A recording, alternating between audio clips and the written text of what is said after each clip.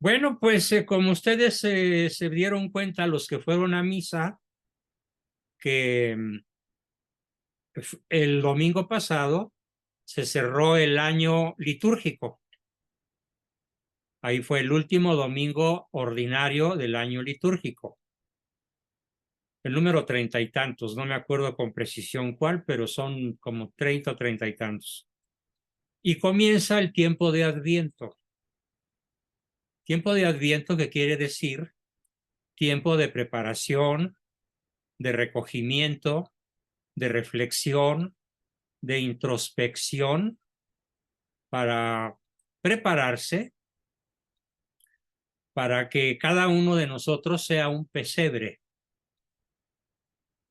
empobrecido en el sentido mundano y enriquecido en el sentido espiritual, con una preparación verdaderamente profunda. Este es el primer año desde que tengo mis grupos con ustedes, que le voy a dar un enfoque estrictamente navideño al tiempo de Adviento. Porque si algo me choca, si algo me molesta y me indigna, es como el mundo, entre comillas, cristiano, recibe al niño Dios, en primer lugar, olvidándose de él. Porque ustedes creen que el niño Dios reconocería que estamos celebrando su cumpleaños en alguna de las pachangas que ahora se llaman, bueno, de las antiguamente posadas, que ahora en realidad son pachangas, que se celebran hasta 8, 10, X días antes de la Navidad. Y que incluso en la fiesta de Navidad, en la cena de Navidad, el gran ausente es Él. Porque ¿quién se acuerda en la cena de Navidad de lo que estamos celebrando? Muy pocas familias guardan el recogimiento, muy pocas familias tienen la deferencia de hacer de ese huésped insuperable, el rey del universo, el centro de la reunión de Navidad. El centro de la reunión de Navidad suele ser el pavo. Y todo el mundo se fija en su color, en su sabor, en su textura, en su tamaño, en que está blandito, en que quedó duro, en que no se coció bien. Pero, ¿quién lee el evangelio de ese día en la cena de Nochebuena? ¿Quién convoca a su familia a hacer de cada corazón un pesebre? No quiero que nadie conteste, simplemente es una pregunta que lanzo al aire para que cada quien en el interior de su propia conciencia reflexione y se conteste a sí mismo cómo han sido las Navidades anteriores y que ahora esta sea diferente. Pero no solo diferente, sino realmente cristiana. Realmente ese pesebre en el que Él volverá a nacer para estar oculto durante 30 años, salir a la vida pública, predicar, morir y resucitar por nosotros. Ese pequeño niño nacido de Santa María Virgen es al que quiero que recibamos de la manera más digna posible a partir de la serie de reflexiones que hoy comenzamos. Bueno, pues este tema, como está titulado en el flyer que lancé, lástima que nuestra autora del flyer no la veo por ahí. Alexis, ¿andas por ahí? Parece ser que su dolor de cabeza es más fuerte que cualquier otra cosa. Se llaman las postrimerías o novísimos. Postrimerías quiere decir lo postrero, lo último a lo que nos vamos a enfrentar en la vida. Por eso se llaman postrimerías, porque es lo último que vamos a enfrentar si vemos nuestra vida desde el momento del nacimiento hasta la muerte.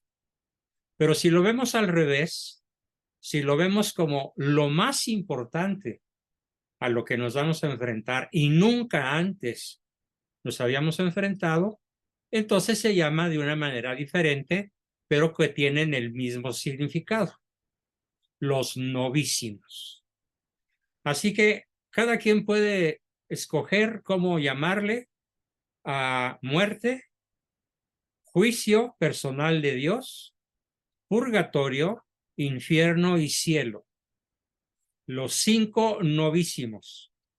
Si bien aclaro que el Papa Benedicto XVI, por alguna cosa que él encontró práctica, como buen alemán, redujo a 4, suprimiendo el purgatorio como un lugar físico en el espacio, como se había creído o pensado durante casi 2 milenios. Y dijo que no, que el purgatorio, como lo vamos a ver, es un lugar de fuego interior, en el interior de la persona. Entonces, los novísimos o las postrimerías es el tema con el cual hoy comenzamos. Repito los nombres de los novísimos o postrimerías. Muerte, juicio personal de Dios, Jesucristo cara a cara, con su humanidad completa, su divinidad completa, será nuestro juez individual, personal. Es el segundo, juicio personal de Dios en el momento de la muerte. Después de la muerte, iremos al purgatorio por un tiempo determinado, donde no tendremos la sensación de condenación, sino al revés, la esperanza de la gloria. Por eso, probablemente Benedicto XVI lo incluyó en cielo. Pero bueno, conservemos lo tradicional para no entrar en polémicas. Después de la muerte, del juicio personal de Dios y del purgatorio, tenemos el infierno, a donde van los cabritos, los machos cabríos, y el cielo, a donde iremos los justos, los que hayamos muerto en gracia de Dios. Muchas veces a lo largo de nuestra vida hemos escuchado hablar de temas como la muerte, el cielo, el infierno, el juicio, el purgatorio, y debatimos. ¿Cómo es? ¿Qué es? ¿Cómo será? Pero por desgracia, me consta como terapeuta, me consta a lo largo de mis 62 años de experiencia profesional, me consta que muy pocas veces nos detenemos a meditar en esas realidades de fe que nos involucran a todos. Es más, me atrevería a decir que ni las conocemos de una manera exhaustiva, y eso que lo profesamos en el credo, los domingos en misa. Creo, etcétera, y al final en la resurrección de la carne, ¿sí? Y en el cielo venidero, en la vida eterna. Entonces, muchas veces la recitación de una oración no quiere decir que la estemos comprendiendo. Mi propósito terapéutico, psicoterapéutico, para que cada uno pueda seguir buscando la mejor versión de cada cual, de cada quien, es que nos detengamos a meditar en esas realidades. Y aquí vamos a utilizar una palabreja dominguera que tal vez muy pocos conozcan. Se llama la escatología. ¿Qué es la escatología?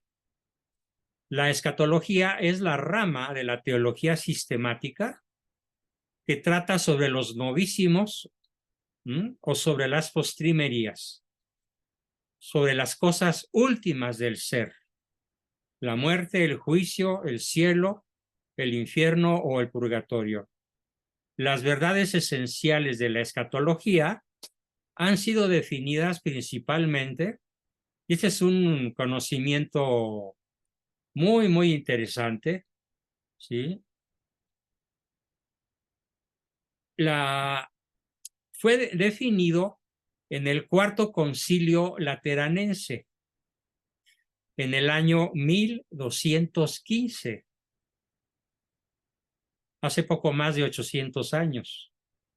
Y en la Constitución Benedictus Deus, así se llama, del Papa Benedicto XII, en 1936. En los libros santos, que llaman novísimos, se llaman novísimos a las cosas que nos sucederán al final de nuestra vida, en el ocaso de nuestra existencia. Por eso se llaman postrimerías, las cosas postreras, las cosas que suceden al final de nuestra existencia terrenal.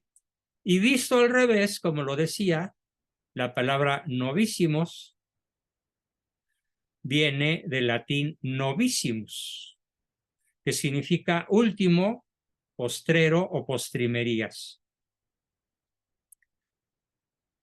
O lo más nuevo, lo más excelso. La meditación seria y frecuente de estas 5 verdades, en otros documentos eclesiales, identifican solo 4. Pero esto fue un pequeño cambio que introdujo el Papa Benedicto XVI, pero que no cambia lo sustancial. Y son el mejor medio para evitar el pecado.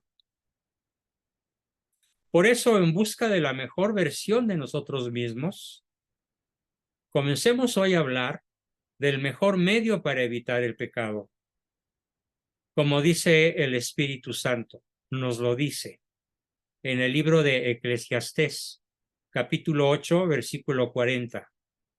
En todas tus acciones, acuérdate de tus postrimerías y nunca pecarás. Se los puedo decir como experiencia personal. Algunas veces cuando la tentación del demonio, personaje del cual hablaremos, por supuesto, en este ciclo, y curiosamente hablaremos de él, impulsado nada menos que por el Papa Francisco, de quien se ha dicho que es el Papa a lo largo de la historia al que el que más se ha referido de modo drástico, contundente, condenatorio, lleno de advertencias al demonio. Ningún otro papa nos ha recordado tanto la presencia y la muerte y la vida del demonio que anda como león rugiente buscando devorar nuestra alma. Y como dice San Pablo, que si pudiera materializarse, oscurecerían la luz del sol. Así entonces, debo reconocerle al Papa Francisco que instigado por él, en cierta medida o en gran medida, fue como decidí buscar la mejor versión de nosotros mismos, poniendo una singular atención a estas postrimerías. ¿Por qué? Porque en todas nuestras acciones, si nos acordamos de ellas, nunca pecaremos. A mí me ha acontecido muchísimas veces al pensar, te vas a morir, Juan Bosco, y vas a ser juzgado personalmente por Cristo. Y Él será el reflejo de tu conciencia. Él no te va a acusar de nada. No hablará para acusarte, pero verás exactamente cómo te capta Dios, cómo te capta Cristo en el estado profundo de tu conciencia. Y eso, bien pensado, queridos amigos, es aterrador. Es paralizante. Nos paraliza del deseo de pecar. Así como la amenaza del castigo aparta al niño de sus travesuras, a menos que sea dada con injusticia, y ocurrirá el efecto contrario, pero si son los castigos justos y los castigos lógicos, el niño se apartará de las travesuras. Del mismo modo, los temores a las consecuencias de la otra vida nos apartan del pecado y nos hace vivir una vida con miras a que hay un más allá y realidades que me esperan. Me esperan. Conjuguen todos así el verbo en primera persona del indicativo del tiempo presente.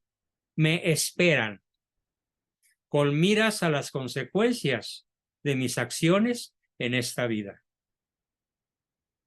Según hayamos vivido, será nuestra muerte, y según sea nuestra muerte, será nuestro juicio. Esto se confirma con el ejemplo y la prédica de infinidad de santos, quienes se convirtieron o se perfeccionaron con la meditación constante de esas realidades. Espero que como una respuesta unívoca e inequívoca de todos los miembros del grupo y de todos los invitados que nos acompañen a esta presentación por primera vez, como es el caso, por ejemplo, de Janet, que tengan siempre presente estas 5 cosas. Hablemos primero de la muerte. Es la primera cuestión con la que nos vamos a enfrentar de modo ineludible, ineluctable, de modo sobre todo inesperado, porque nadie sabe ni el día ni la hora. Claro, lo sabe el suicida, que ya decidió suicidarse y que no se lo comunica a nadie para no ser impedido de una acción que lo apartará por el resto de la eternidad del conocimiento y del goce de Dios. Si lo hace en estado de lucidez, claro, porque si lo hace en estado de locura, pues no le será imputado. No podemos escapar de la muerte, y aquí cito a San Francisco de Asís. Dice él, la muerte, inmediatamente al instante de morir, seremos presentados por nuestro ángel de la guarda ante el trono de Dios para asistir a nuestro juicio particular. A nuestro juicio particular. Y el catecismo de la Iglesia Católica nos enseña que la muerte pone fin a la vida del hombre como tiempo abierto. ¿Qué es la vida del hombre en la tierra? Es nada más la aceptación o rechazo. No hay más que esas 2 sopas, la aceptación o el rechazo de la gracia divina manifestada en Cristo. Cada hombre después de morir recibe en su alma inmortal su retribución eterna. En el juicio particular, donde será juzgado en el amor a través de la purificación, bien para entrar inmediatamente a la visión beatífica o bien para ser condenado eternamente en el infierno. ¿Pero condenado por quién? Por sí mismo. No es que Dios te arroje al infierno, no es que Cristo te empuje a los avernos, no. Es que tú reconocerás que es el lugar que escogiste. Es el lugar, por ejemplo, que escogieron los masones. No se conoce en la historia de la humanidad ninguna organización tan tosudamente, tan ferozmente adherida a la proclamación de yo soy Dios. Como me lo dijo un amigo mío, que ese día dejó de serlo, cuando le dije, ¿tú crees en Dios? Y me contestó, sí, claro, Juan Bosco. ¿Por qué me lo preguntas? Bueno, pues porque nada más sospecho que no sabes quién es Dios. Y me dijo, no, sí sé quién es Dios. Yo soy Dios. Entonces le dije, ¿eres masón grado 33? Sí. Y hasta ahí llegamos. Me levanté de la mesa, le hice una cordial reverencia, le dije que el Señor guíe tus pasos y espero no verte en el infierno. Es la retribución eterna en el juicio personal donde cada quien será juzgado. En ese sentido, San Juan de la Cruz habla del juicio particular de cada uno diciendo de una manera muy bella. San Juan de la Cruz dice, en la tarde te examinarán en el amor. Bien, la muerte, ineluctable, impostergable cuando se presenta. No es la aniquilación, como muchos piensan. Muchos católicos, sedicentes católicos, piensan que se van a aniquilar, se van a volver nada y nadie. Qué equivocados están. Es un error, aparte de un error moral, es un error filosófico gravísimo.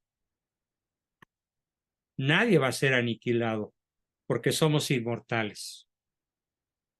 Viviremos para siempre y además resucitaremos en cuerpo glorioso o en cuerpo condenado.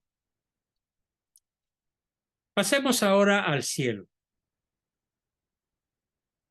Cito, he reunido el juicio de varios autores de autoridad indiscutible, como es, por ejemplo, San Pablo. ¿Qué nos dice San Pablo acerca del cielo, de la visión beatífica? Dice, ni ojo vio, ni oído oyó, ni pasó por pensamiento de hombre las cosas que Dios ha preparado para los que le aman. Primera a los Corintios, capítulo 2, versículo 9. Ni ojo vio, ni oído oyó, ni pasó por pensamiento de hombre las cosas que Dios ha preparado para los que le aman. Después del juicio particular, los que hayamos muerto en la gracia y la amistad con Dios, estaremos perfectamente purificados. Y no lo digo en tercera persona del plural, lo digo en primera persona del plural. Estaremos perfectamente purificados e iremos al cielo. Viviremos en Dios. Y aquí viene lo más apasionante. Conoceremos a Dios cara a cara, tal como Él es, porque seremos elevados al orden sobrenatural. Con las solas fuerzas de la inteligencia humana, somos incapaces de conocer a Dios como Él es. Recuerdo, con las solas fuerzas de la inteligencia humana, podemos saber que Dios existe. Eso es indiscutible. Pero atendidos a las solas fuerzas de la inteligencia humana, nos resulta absolutamente imposible comprender, mirar, asimilar la esencia divina. Bueno, pues el cielo consiste en esa asimilación, en ese conocimiento perfecto, cara a cara, de la esencia de Dios. Y lo más apasionante es que conoceremos el universo como Él lo conoce y poseeremos la creación como Él la posee. Será, por decirlo de una manera un poco graciosa, nuestro patio de recreo. Ese universo lleno de galaxias colocadas unas de otras a millones de años luz y que sigue en expansión, será conocido y poseído por cada uno de nosotros, no solo espiritualmente, sino al resucitar físicamente. Aparentemente es una broma, pero no lo es. A algunos de mis hijos o a algunos de mis amigos les he dicho, si nos salvamos por voluntad propia y con la gracia de Dios, los invito a tomarnos una copa de champaña de la mejor calidad sentados en los anillos de Saturno. No es broma, es real. Poseeremos el universo físicamente, corporalmente. Ocuparemos un lugar en el espacio con el cuerpo glorioso. Eso es el cielo. Y estaremos siempre con Cristo. Seremos siempre semejantes a Dios, gozaremos de su felicidad, de su bien, de su verdad y de su belleza. Y seremos uno con Él al ser elevados al orden sobrenatural. Esta vida perfecta con la Santísima Trinidad Esta comunión de vida y de amor con ella, con la Santísima Trinidad, con la Santísima Virgen María, con los ángeles y todos los bienaventurados, se llama cielo o gloria. Es Cristo quien por su muerte y resurrección nos ha abierto las puertas del cielo. Vivir en el cielo es estar con Cristo. Lo dicen Juan, Filipenses, Tesalonicenses en diversos versículos. Los que llegan al cielo, los que llegamos al cielo, viviremos en él. Aún más, encontraremos allí, y esto es precioso, nuestra verdadera identidad. En el cielo encontraremos nuestra verdadera identidad. ¿Qué cosa más terrible es perder esto cuando entramos, y espero que ninguno de nosotros lo haga, al infierno? Antes de ver el infierno, veamos el purgatorio.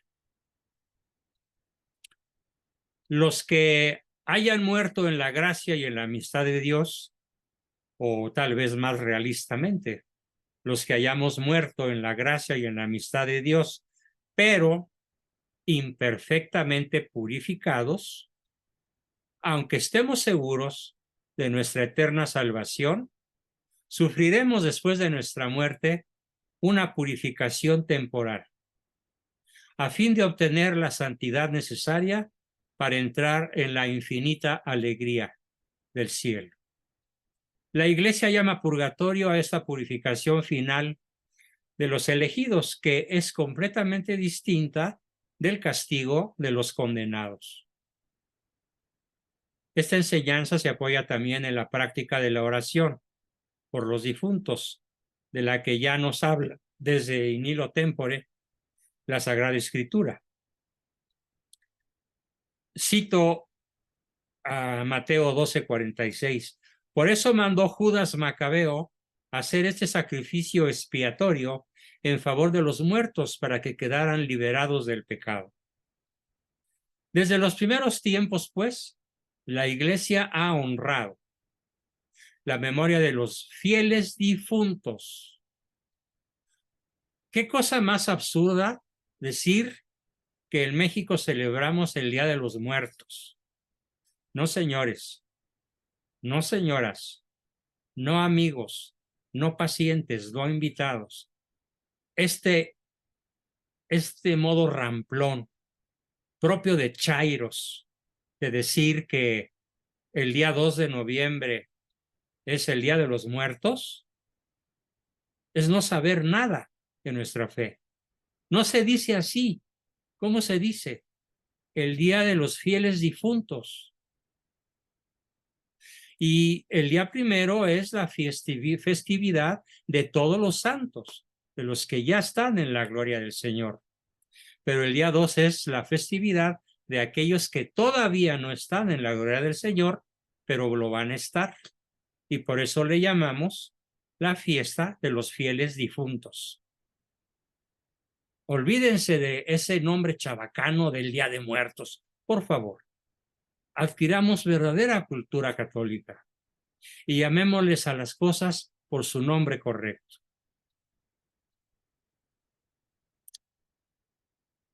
La Iglesia también recomienda las limosnas en honor a los fieles difuntos, la obtención de indulgencias para ellos, para ellas, y las obras de penitencia a favor de los difuntos. ¿Por qué?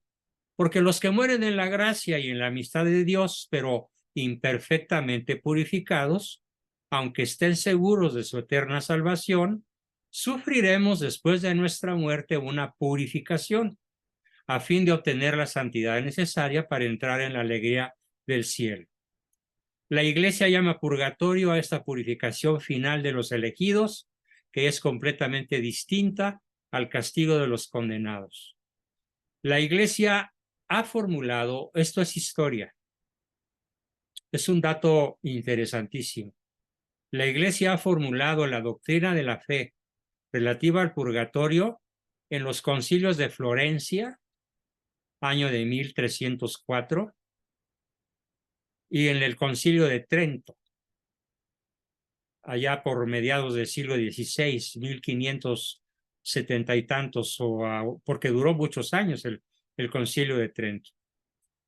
La tradición de la Iglesia, haciendo referencia a ciertos textos de la Escritura, por ejemplo, Corintios, epístolas de San Pablo, habla de un fuego purificador.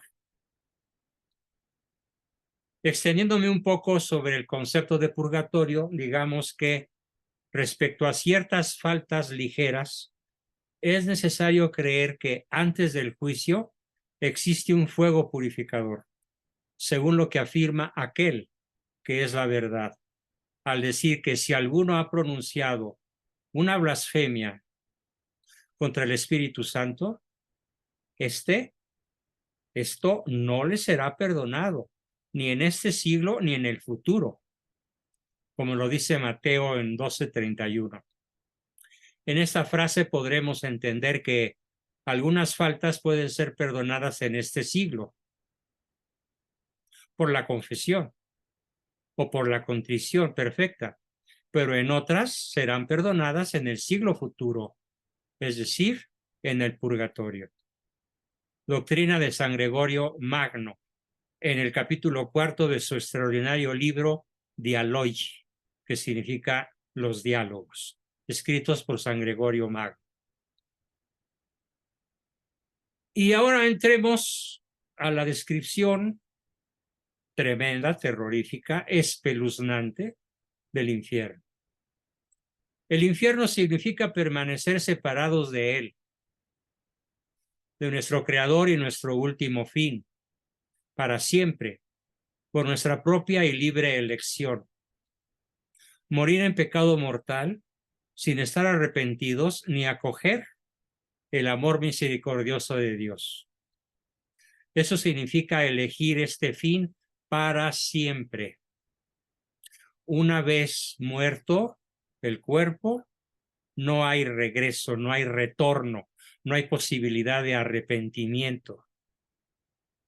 Aquel de nosotros, y me incluyo, que tenga algo sucio en su conciencia, desde muy leve hasta enorme, procure encontrar la forma de ser justificado a los ojos de Dios.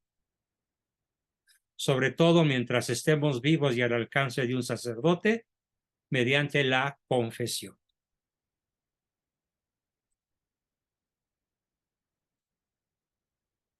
La enseñanza de la Iglesia afirma la existencia del infierno y su eternidad. Las almas de los que mueren en estado de pecado mortal descienden a los infiernos inmediatamente después de la muerte. Y ahí sufren las penas del infierno, el fuego eterno. Obviamente, no se trata de un fuego en el sentido físico como lo conocemos, porque el fuego del infierno, a diferencia del fuego de la tierra, hay un componente, hay un elemento físico-químico en el que muy pocos piensan. Todo fuego terrestre, todo fuego astronómico, por ejemplo, el fuego del sol que arde a 5 o más millones de grados centígrados, es un fuego que degrada al cuerpo en el que está el fuego. Dicho de otra manera, así como la gasolina que consumimos se quema y desaparece en la atmósfera, convertida en dióxido de carbono tóxico, así también el cuerpo físico, sea el sol o un cuerpo humano, que es consumido por el fuego físico, se consume, se acaba, se aniquila, se esfuma en el aire, se convierte en moléculas sueltas, átomos desorganizados. A diferencia del fuego eterno, que arde, que quema, que atormenta, que tortura, pero que no consume, porque es un fuego eterno. Entonces aquí hay una diferencia físico-química que es muy importante entender.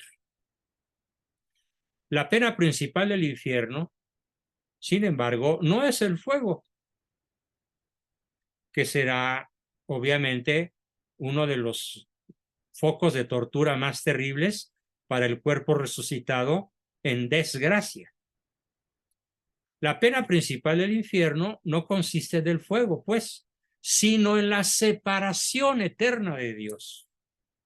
Así que podemos definir el infierno como la ausencia definitiva del amor, como la ausencia definitiva de Dios.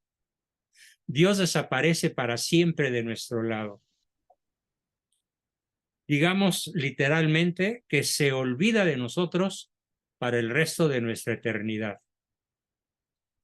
Esa separación eterna de Dios hay que entenderla porque Él es el único que puede tener para nosotros la vida y la felicidad, para las que hemos sido creados y para las cuales todos nosotros aspiramos. Porque ¿quién de nosotros no aspira a la felicidad? Gerardo Castro escribe, eso sí que es una tragedia. Bueno, habría que inventar una palabra más grave, más profunda que la palabra tragedia. Una tragedia eterna. Jesucristo, hablando del infierno, se refiere a él con mucha frecuencia. En arameo, en el lenguaje que usaba Cristo, él la llamaba la Gehenna. Se escribe G-E-H-E-N-A, Gehenna.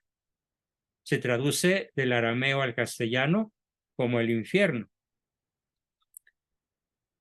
en donde está el fuego que nunca se apaga, el fuego que arde sin consumir a quien lo sufre, reservado a los que hasta el fin de su vida rehúsan creer y convertirse, y donde se puede perder a la vez el alma y el cuerpo. Esa es la pena principal del infierno, la separación física, la separación espiritual respecto de nuestro Creador, respecto de quien dio la vida por nosotros. Sobre las afirmaciones que acerca del infierno encontramos en la Escritura, en los libros sagrados y en las enseñanzas de la Iglesia, a propósito del infierno, ojo, son un llamamiento a la responsabilidad. Es nuestra responsabilidad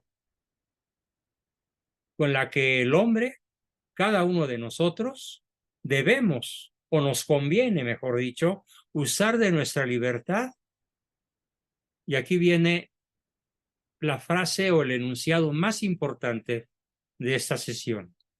Hacer uso de nuestra libertad siempre en función o en relación con nuestro destino eterno. Traduzco. Esta decisión me acerca a mi destino eterno, al cielo. Esta decisión me aleja de mi destino eterno. Esta decisión me aproxima al fuego del infierno, por mejor que me la esté pasando aquí. Si hago esto, camino hacia arriba, hacia Dios, hacia Jesucristo, hacia mi juicio personal, donde me dirá, venid benditos de mi Padre, porque cuando tuve sed, me diste de beber, y cuando me viste desnudo, me vestisteis, y cuando me viste hambriento, me disteis de comer. Y aquí yo hacía el domingo una reflexión acerca, por ejemplo, de los damnificados de Acapulco. Es terrible que el gobierno los haya abandonado a su propia suerte. ¿Por qué es terrible? Pues más terrible que para los acapulqueños o para los guerrerenses abandonados por Malo, lo peor le va a ocurrir a él, porque a él Cristo le va a decir, me viste destruido, me viste quemado, me viste aplastado, me viste desnudo, me viste hambriento, me viste sediento. ¿Y qué me mandaste? 0 pesos, 0 recursos, 0 ayuda, 0 compasión. cero empatía. A eso se refiere el Evangelio del domingo. A aquellos poderosos que pudieron haber resuelto cambiando de geografía, de sitio geográfico. Aquellos que en estos momentos pueden resolver el hambre, la sed, el calor, el frío, la falta de vestido, de habitación, de los damnificados por la guerra en Gaza, por la invasión de un Estado todopoderoso. Israel es el Estado mejor armado del planeta y que tienen abandonados y que tienen en esclavitud desde hace 75 años. Primero eran 4 millones, ahora nada más quedan 2.3 millones. Los demás ya se murieron. ¿Gracias a quién? A la ferocidad inaudita del pueblo de Israel. Si hay alguien malvado en esta guerra, no son los palestinos, son los israelitas.